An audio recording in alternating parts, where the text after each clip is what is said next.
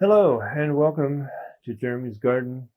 I'm Jeremy and this is my garden room? Garden room, yes. You would be accurate. This is not my garden. This is, however, my garden room. It is a little bit sunny outside right now, which is good. It has been raining pretty darn hard starting this morning, last night, and should continue on through until tomorrow. Now, so I'm sitting in here. I figured this would be a great time to shoot the pilot episode for the show and get you kind of caught up to speed with what the show is going to be about. Now, primarily, I'm going to be hosting it on YouTube. It will be available other areas, at least linked through other areas. I'll have more social media stuff set up. By the time you watch this video, it'll all be set up, including forums, because I want to build a community where we can share our gardening experiments. Because everybody's got trials and tribulations that they've had to go through, and so if they find a solution, you can share it. And if somebody posts a question and you know a solution, let's answer it. Let's make this a community to grow our knowledge. Because if you're watching this, you were drawn to the word garden. So you should obviously, I would assume, have an interest in gardening. Now, I am not a professional by any means. I'm sure a lot of viewers that will be watching this will probably have way more knowledge than I do. Nonetheless, this is, it's going to be a community for sharing our combined knowledge and helping everybody out. Gardening is very therapeutic. I really wish that more doctors were actually prescribing garden therapy as part of their, whether it's just for, coping with stress or some type of, mental thing that might be going on, but also for physical therapy, because having your head balanced really helps your physical recovery. So if you're recovering from a broken leg or some type of surgery, it should be, gardening can help in that way. Even if you're on crutches or in a wheelchair, there are ways to still do gardening and enjoy gardening, even if it's just sitting out in the garden. And as we'll get into with this show, I'm going to carry the garden all the way inside. So there will be a garden inside. A lot of the ideas and visions of what I'll be doing on the show are actually visions and ideas that I spent literally thousands of hours discussing with my lady love, Adrian, who was an absolute amazing gardener. She suffered some physical ailments that also kind of, added up and created was giving her migraines and all that. So, and gardening was a very calming therapy for her. And we came up with this idea to do a show online to, kind of help other people find gardening and use it as a tool to be able to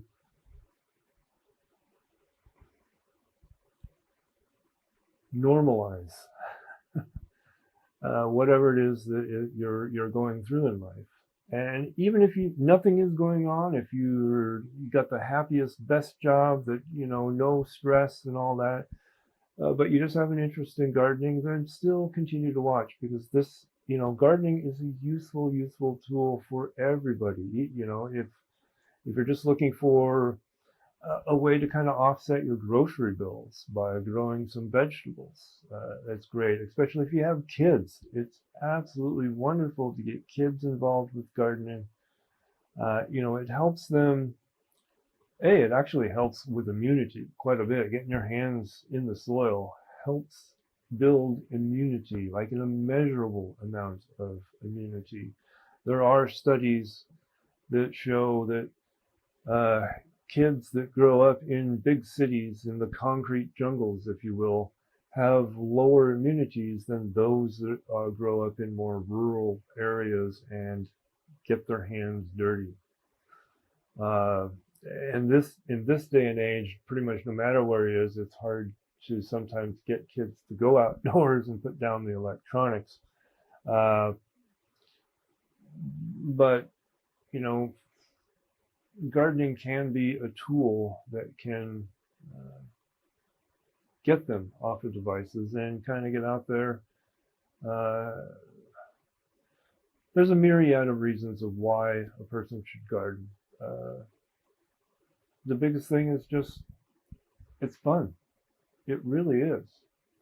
It can seem daunting and scary, and that's why a lot of people don't tackle it, because they're like, I don't have the first idea. Well, you know, even those that have been gardening for their whole lives, for decades, are still learning stuff about gardening that they didn't know. So, there is no end all be all grandmaster gardener out there. There's just people that have information about certain aspects of gardening that others don't. And so together as a community, we can bolster our communal knowledge. So I'm seeing this vision through, and in part, some of the gardening is going to be interesting here, because for a moment in time, we weren't in the house and decided that to rent it out. So it was in the hands of renters, and the garden that she had put together, was left to whatever effort that the renters wanted to put into it. Unfortunately, most all of the beds were overtaken by weeds and grass. So essentially what it meant when we took the house back over was a total restart of all the garden beds. Everything is falling apart. The raised beds are rotten and falling apart. Grass growing in with everything. And when people drive by, they look and there's a field of grass, but tucked inside of that grass is daisies. But the grass has overgrown the daisies, and so unless you're actually standing above them, you can't see them. So now I just mow over that section. The daisies try to come up, but I just mow over them because it's overgrown. It's out of control. So it's been a process of cleaning each bed individually by carefully salvaging the existing plantings and then replanting them back in after the bed has been reclaimed and built back up. So, and in many cases, actually expanding it even further.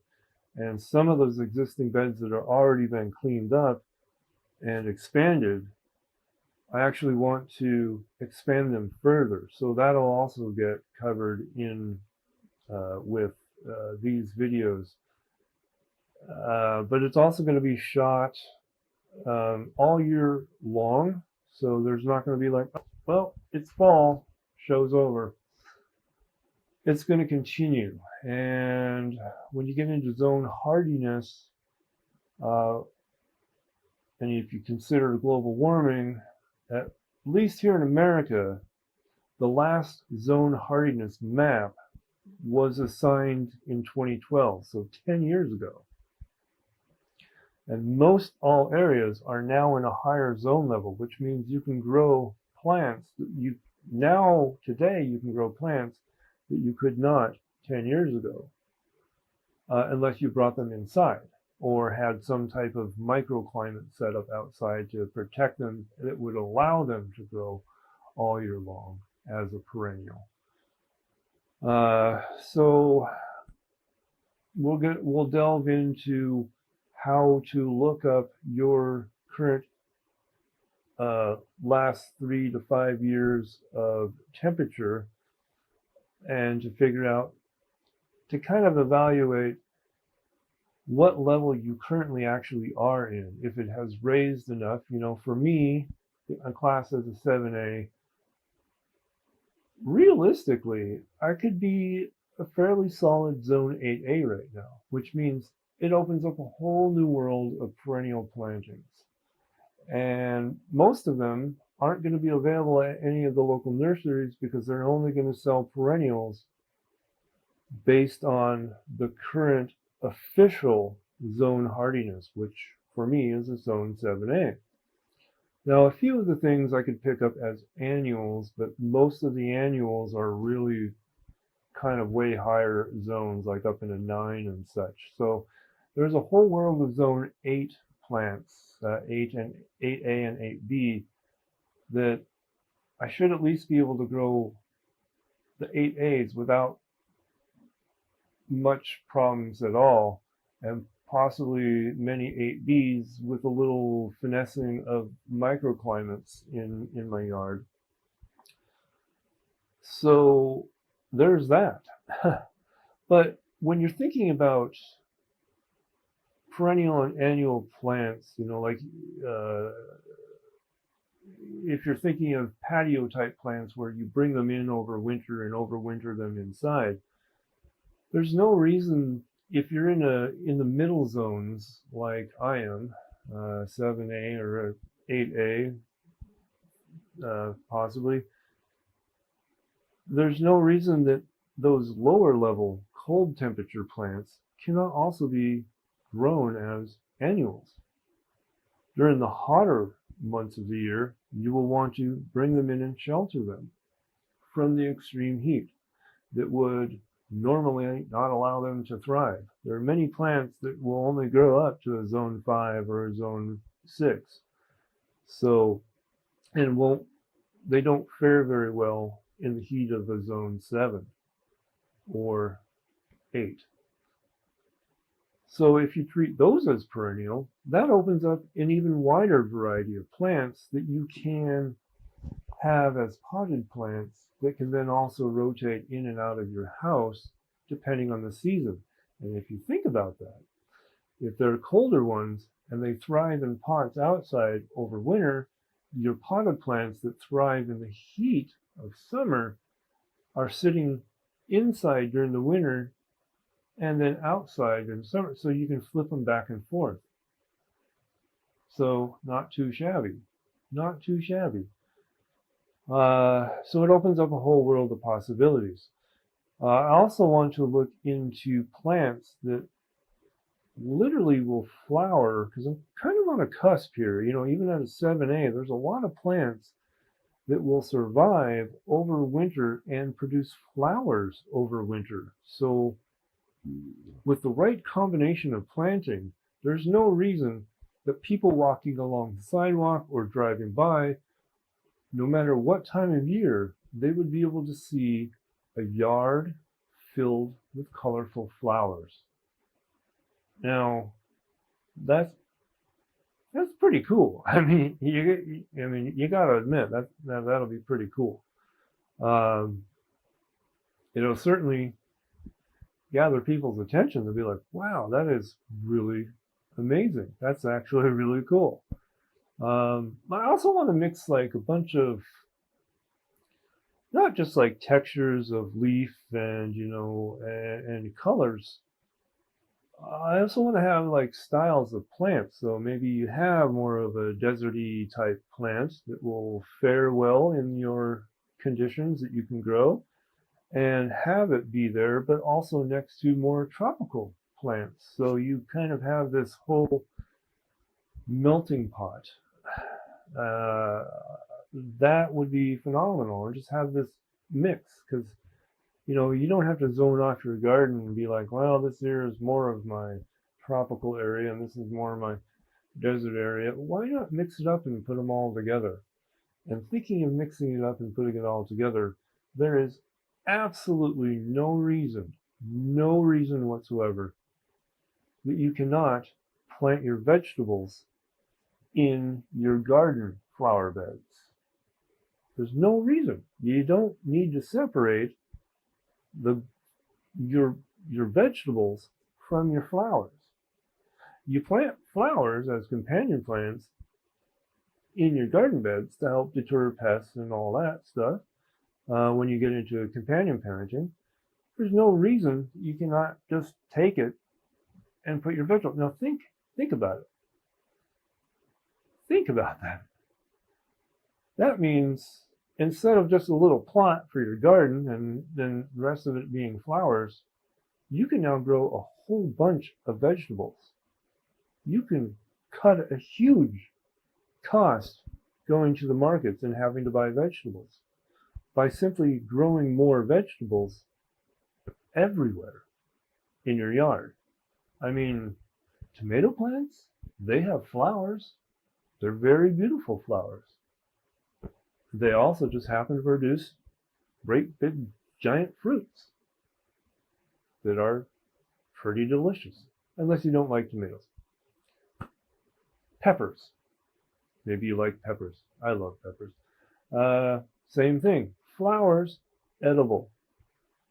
I mean, lots of flowers are actually edible. We just don't normally equate them as food. So we'll cover those. So there will be all sorts of vegetable food ideas that you can start to implement and go, wow, I have a ton of that already growing in my yard. I never thought about eating it. Well, guess what? We're going to hit upon all of that. So if it's edible, we're going to do it.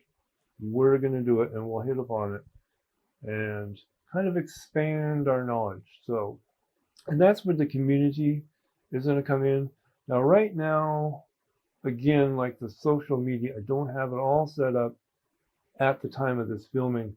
I will, however, have all of that ready to go by the time this is up and online, or within the first couple of episodes of the actual show. In the meantime, there is an email address that you can get a hold, and that is share, S-H-A-R-E, share at jeremysgarden.com. And jeremysgarden.com is the official website, so you can head on over there. If you're watching this underneath the video will be, I'm pointing at invisible show notes that will be available under the video where you're watching. So click on that like, hit subscribe, and follow along the journey and get involved, because this is going to be fun. This is for everybody. This is really for everybody. And I look forward to seeing you. I look forward to getting to know some of you. And in the future, I'm going to have a place for people to share their own gardens right here on the show. And that will be spectacular. So stay tuned. Thanks for watching. I'm Jeremy, and this is my garden.